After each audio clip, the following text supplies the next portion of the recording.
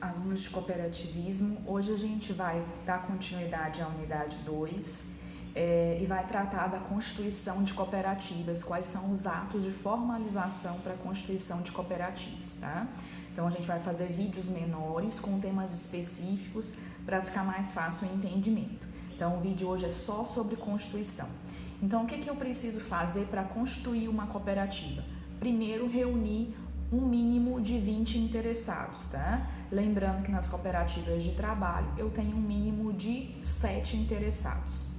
Reunidas essas pessoas, eu vou primeiro, dentro dessa reunião informal, discutir quais serão os objetos da cooperativa, os termos que estarão no estatuto, né? Como será o funcionamento dela, onde que ela vai funcionar, né? Qual é a área territorial e etc. Dito essas primeiras peculiaridades de se formalizar uma cooperativa, né, para iniciar os procedimentos de constituição e formalização, eu tenho que iniciar efetivamente. Como é que eu inicio efetivamente? Convocando uma Assembleia Geral de Constituição. Então, essa Assembleia Geral de Constituição será a primeira assembleia dessa cooperativa. E nessa primeira assembleia, esse é o primeiro ato, então, para constituir uma cooperativa, tá? Então, nessa primeira assembleia, eu vou discutir lá todos os pressupostos iniciais, forma, objeto social, quais os termos do estatuto, direitos e deveres dos associados, então tudo isso, tá? Só que previamente essa assembleia, eu já tenho que ter publicado que essa assembleia vai acontecer, né? Porque um dos requisitos para ocorrer qualquer assembleia de acordo com a Lei 5764, e aí, tanto a Assembleia de Constituição, que dá origem à cooperativa, como as assembleias sequenciais, é justamente que eu dê publicidade a essas assembleias, tá? Então, que tipo de publicidade que a gente está falando? A fixação de editais de convocação, para que as pessoas que estejam interessadas na constituição de uma cooperativa sobre esse objeto social também possam participar, tá? Então, a partir disso, a partir da observância da convocação e da realização da assembleia, nela eu vou discutir todo o procedimento de abertura dessa cooperativa, tá? Então, nos slides da nossa disciplina, vocês vão ver isso delineado entre tópicos. Então, qual é o passo a passo para constituir uma cooperativa, tá? Então, eu vou reunir esses interessados nessa Assembleia Geral, né, de Constituição, para deliberar sobre os termos do estatuto, deliberar onde será a questão da Constituição, onde ela vai se constituir, como ela vai se constituir, aprovar o estatuto, já tem que sair aprovado desse estatuto para registro dessa Assembleia Geral, tá? E nessa Assembleia Geral também vou eleger os conselheiros, né, tanto dos conselhos de administração quanto do conselho fiscal e demais membros da diretoria aí para fazer a administração e a gestão dessa cooperativa, né, representando os demais associados. Tá? Todos esses conselhos também estão lá delineados na Lei 5764, tá? As questões de composição, os suplentes e etc. A gente vai ver isso mais à frente um pouquinho, lá na unidade 4. Então, e o próximo passo, depois de realizar, vocês vão ver isso também no nosso material, depois de realizar a Assembleia Geral de Constituição e eleger a diretoria e os conselheiros, e aprovar o estatuto, é pegar a ata dessa Assembleia Geral de Constituição, né, onde está tudo delineado o que aconteceu nessa Assembleia, mais o estatuto e levar a registro na Junta Comercial do Estado. Então, depois que eu aprovei o estatuto, depois que eu terminei a Assembleia Geral e elaborei a ata, essa ata assinada por todas as pessoas que instituíram a cooperativa, que estavam presentes naquela reunião, tá? São os instituidores, e a partir disso levar registro na Junta Comercial do Estado. Então, a partir do registro na Junta Comercial do Estado, é que a cooperativa ganha personalidade jurídica. Então, a partir daí é que a cooperativa ganha existência enquanto pessoa jurídica. Antes ela não existia. Então, a partir do registro dos atos constitutivos. E esse ato constitutivo é constituído tanto pela ata da Assembleia Geral de Constituição, quanto pelo estatuto, que tem que ser levado a registro para dar publicidade também, né, na Junta Comercial do Estado. Além disso, aí é uma peculiaridade das sociedades cooperativas, A Lei 5.764, no artigo 107, impõe o dever de que as cooperativas tenham, além do registro na Junta Comercial do Estado, também sejam registradas no órgão representativo das cooperativas, tá? Que pode ser tanto a OCB em nível nacional, como a entidade estadual correspondente. Em Minas Gerais, por exemplo, é a OCENC, né? Mas em cada estado tem uma representação aí regional. Então, a cooperativa ela decide se ela leva registro na entidade estadual ou se leva registro direto na OCB, né, que tem sede em Brasília. Mas esses registros perante a entidade representativa das cooperativas, ele é obrigatório pela Lei Geral de Cooperativas. Tá? Então, isso é uma coisa muito específica, né, de registro, né, de uma sociedade comercial junto a uma instituição aí de representação política, né, e administrativa também, ok? Que organiza o cooperativismo a nível nacional aí, tá? E aí, isso no artigo 107, como eu disse para vocês, e além dessas questões que envolvem os atos de constituição, né, que nós já passamos, a realização da Assembleia, as tratativas prévias, os registros atos constitutivos, o registro tanto na junta comercial como na entidade ligada às cooperativas no Brasil ou em âmbito estadual, é necessário também explanar algumas peculiaridades muito específicas da constituição de cooperativas, por exemplo, a denominação social. Então, a denominação social das cooperativas, obrigatoriamente, eu preciso ter o termo cooperativa. Então, por isso que a gente vê aí, né, todas as cooperativas, por exemplo, na nossa cidade, a Capu é cooperativa agrícola Unai Limitada, né? Um outro é cooperativa, acho que é cooperativa agropecuária, cooperativa agrícola é a Coagril. Então, assim, todo esse nome, essa nomenclatura de indicar que é uma cooperativa tem que ser colocado, tá? Até as cooperativas de crédito, né? Então, os Sicobs, que é um sistema de cooperativismo de crédito. Então, eu estou indicando para a sociedade que se trata de uma cooperativa. E isso é uma peculiaridade que está inserida tanto na Lei 5.764 quanto no Código Civil. Eu preciso dizer que aquilo ali é uma cooperativa, tá? Preciso dar publicidade, inclusive, no próprio nome. Uma outra peculiaridade das cooperativas, principalmente de crédito, é que, na realidade, as de crédito, não principalmente de crédito, as cooperativas de crédito elas não são bancos, elas fazem parte do sistema financeiro nacional, mas elas são proibidas de utilizar a expressão banco. Por exemplo, Banco do Brasil, Banco Itaú, são regimes jurídicos completamente diferentes das cooperativas de crédito, apesar de que ambos, né, tanto bancos quanto cooperativas de crédito, são submetidos às regras do sistema financeiro nacional, conforme estipulado pela própria Constituição Federal. Então, o Banco Central expede regras que devem ser adotadas tanto por cooperativas de crédito, quanto por bancos, como por outras instituições financeiras. Mas cooperativa de crédito não é banco. E na denominação social da cooperativa de crédito, eu sou proibida, então, pela própria Lei 5.764, de utilizar a expressão banco. Então, as cooperativas de crédito, elas têm que ter denominação social também, enquanto cooperativas de crédito, tá? Porque eu tenho regimes jurídicos diferentes, eu não tenho um aporte no regime de ações, geralmente os bancos são constituídos por meio da lei de sociedades anônimas, a cooperativa ela tem um regramento muito específico, eu tenho regras muito específicas do Banco Central aplicáveis apenas às cooperativas de crédito, né? Então, até o regime jurídico constitucional é diferente, né? Então, da mesma forma que eu tenho as questões tributárias relativas às outras espécies cooperativas que devem ser tratadas de forma diferenciada, as cooperativas de crédito também, né? Mesmo elas lidando dentro do sistema financeiro nacional. Então, elas têm que ter um estímulo estatal. E para esse estímulo estatal acontecer, eu também preciso diferenciar isso aí, né? Então, a diferenciação da cooperativa de crédito não ser banco e não poder adotar a denominação como banco, ela é tanto para dar publicidade a isso de uma forma para que a população compreenda o regime jurídico daquela sociedade ali, né? Como também para possibilitar, inclusive, benefícios da própria cooperativa, porque ela tem uma diferenciação aí pelas regras do Banco Central também e pela própria Constituição Federal, tá?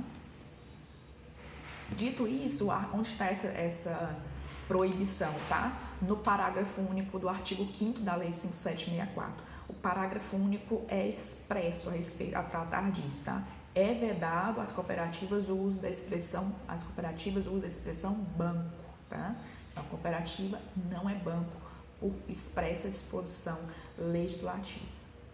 E aí, ainda dentro das questões de constituição de cooperativas, quando a gente está constituindo uma cooperativa, a gente precisa, dentro do seu estatuto social e para levar a registro, eu preciso definir o regime de responsabilidade, né, patrimonial. Então, aí eu tenho a responsabilidade limitada ou ilimitada. As cooperativas podem ser constituídas dentro dessas duas vertentes, né? Então, se eu, junto com os demais associados da minha cooperativa, optar pela responsabilidade limitada, eu preciso expor isso também dentro da denominação social da cooperativa. Então, a expressão LTDA é obrigatória a utilização dela dentro da denominação social, tá? Para dar publicidade também que aquela cooperativa tem um regime de responsabilidade limitada. Tá? Então, a sociedade cooperativa ela pode ser tanto limitada como ilimitada, mas se ela optar por ser limitada, eu preciso ter a expressão LTDA de forma expressa dentro da denominação social. Tá? E aí, as cooperativas também têm, dentro da sua Constituição, tá? Além do Estatuto Social, e além da ata de constituição que são levadas a registro, né, e que também tem que ficar uma cópia lá na cooperativa à disposição dos cooperados, das demais pessoas que querem tratar junto à cooperativa, dentro dos documentos, né, essenciais para uma sociedade de natureza empresarial ou de uma sociedade cooperativa, eu tenho documentos essenciais que são o estatuto ou o contrato social no caso de uma empresa convencional, né, e o estatuto das cooperativas de acordo com a Lei 5764. Além disso, as cooperativas também são obrigadas a ter, de acordo com a Lei 5764, isso lá na cooperativa não precisa ser levado para a junta comercial, tá? Tem que ter o livro de matrícula do cooperado. O livro de matrícula do cooperado, eu já mencionei aqui, né, como assim, a estruturação dele é muito similar com o livro de registro de empregados de uma empresa. Lá eu tenho data de admissão, os dados pessoais do cooperado, né, como eu teria no livro de empregado. Eu tenho a data da admissão, a data de uma eventual exclusão, se ele saiu, né, e o motivo da saída, do pedido de demissão, se foi exclusão, o que foi, o que aconteceu, né, e essa data, quais são as cotas partes desse cooperado, tá, dentro da cooperativa, então, quanto que ele integralizou ali de cota parte? Está lá no livro de matrícula do cooperado, tá? Então, esse livro de matrícula do cooperado, apesar de ter uma similaridade com o livro de registro de empregados, ele também tem uma similaridade muito grande quando ele trata das cotas partes, né, de quanto integralizou e etc., com o livro de registro de ações das sociedades anônimas, das SAs. Aliás, o cooperativismo é muito próximo às SAs. Assim como a sociedade anônima tem aí, leva a registro não um contrato social e sim um estatuto social, a cooperativa também leva a registro um estatuto social. Assim como a sociedade anônima tem um livro de registro de ações, a cooperativa tem um livro de registro, né, um livro de matrícula de cooperados, onde eu coloco lá o valor da cota parte de cada um e os dados essenciais daquele cooperado. Por que isso? Lembra do princípio da porta aberta? O ingresso e saída dos cooperados numa cooperativa é muito grande, assim como o ingresso e saída de acionistas, de investidores de uma SA. Então para não ter a alteração, né, do estatuto social, os cooperados não ficam com os nomes deles registrados na junta comercial do estado. Os cooperados têm os registros deles apenas no livro de matrícula, ao contrário dos contratos sociais de empresas convencionais, tá? De empresas mercantis, onde geralmente o contrato social de uma empresa tem toda a denominação aí de quem são os seus sócios, né? De quanto cada um deles tem aí aplicado, né? As cotas de cada um naquela atividade empresária. E aí, sempre que houver a modificação de sócios na sociedade empresária, eu tenho que modificar também o contrato social na junta comercial. Então, esses regimes das empresas mercantis, né, quando eu tenho contratos sociais registrados, ele é um pouco mais dispendioso financeiramente e mais custoso também com relação às questões burocráticas. Agora, quando eu tenho na cooperativa um livro de matrícula, eu consigo efetivamente fazer uma transição maior, né? Esse princípio da porta aberta, da liberdade de associação, de estar associado e permanecer associado, ser mais volátil, ser mais efetivamente cumprido, mas aí o capital da cooperativa também é mais volátil, né? Porque aí as pessoas podem entrar e sair quando quiserem, claro, desde que obedeçam o estatuto social da cooperativa, as regras de filiação e desfiliação, né, de entrada e saída associados, mas é bem mais fácil, porque eu só preciso preencher o livro de matrícula da cooperativa, não preciso fazer nenhuma alteração na junta comercial do estado. Então, é assim que funciona também nas SAs, tá? Nas sociedades anônimas, com relação aos investidores, aos acionistas que compram ações, né, dessas empresas de capital aberto.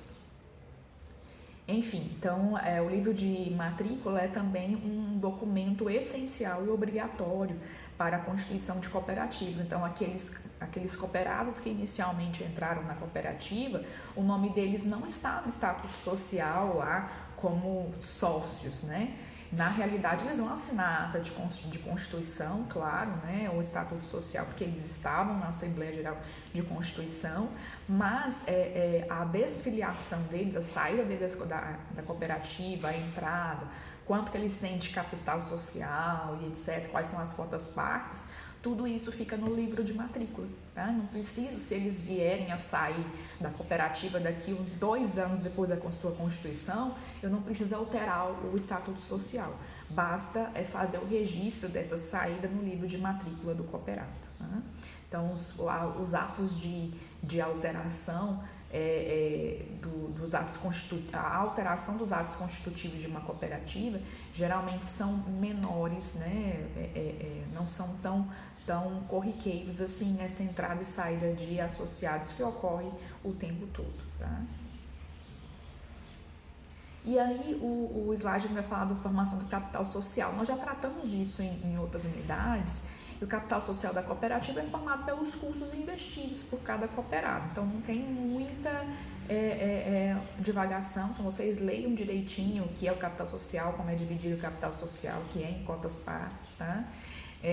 O Código Civil, nós falamos disso na aula anterior, as cooperativas podem ser constituídas até sem capital social, ou seja, sem nada de custo de dinheiro investido nessa cooperativa, tá? Então é plenamente possível, é uma característica que vem sendo trazida tanto pela Lei 5764 quanto pelo Código Civil, então isso não mudou, né? Isso inclusive para possibilitar a constituição de cooperativas no regime de economia solidária. Então nós temos vários exemplos. Se vocês acessarem o YouTube aí, Economia Solidária e Cooperativas, vocês vão encontrar vários exemplos de cooperativas de costureiras, de artesãos, de catadores de material reciclável, né? Então as pessoas às vezes não têm dinheiro para poder construir uma empresa, mas elas podem constituir uma cooperativa, inclusive sem capital social, tá? Isso tudo para conseguir efetivamente colocar os seus produtos no mercado, o seu trabalho também ser melhor valorizado, tá? E aí, com relação às sociedades cooperativas, que é muito importante a gente compreender, porque as cotas, que é uma outra característica, né, elas não são transmissíveis, nós falamos isso também na aula anterior, mas existem decisões recentes, com base no artigo 835 do novo Código de Processo Civil, que dizem que as cotas das cooperativas, elas são penhoráveis para buscar dívidas particulares dos sócios. A penhorabilidade, ela não quer dizer que essa pessoa que vai pegar essas cotas aí vai entrar como associado, não, tá? Mas ela quer dizer o seguinte: as cotas sociais da cooperativa, se você tem lá R$500 investido na cooperativa como cota parte, tá?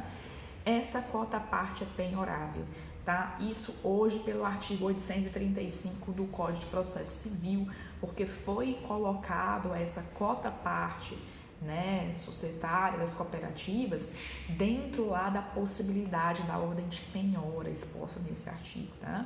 Inclusive o TRT de Minas, TRT da terceira região, já tem decisões em processos trabalhistas onde há a penhora dessas cotas para pagar dívidas trabalhistas aí do associado, tá? Não é dívida da cooperativa, dívida do associado, ok?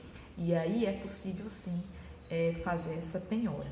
É possível penhorar dívidas, as cotas partes dos cooperados a pagar a dívida da própria cooperativa com seus empregados?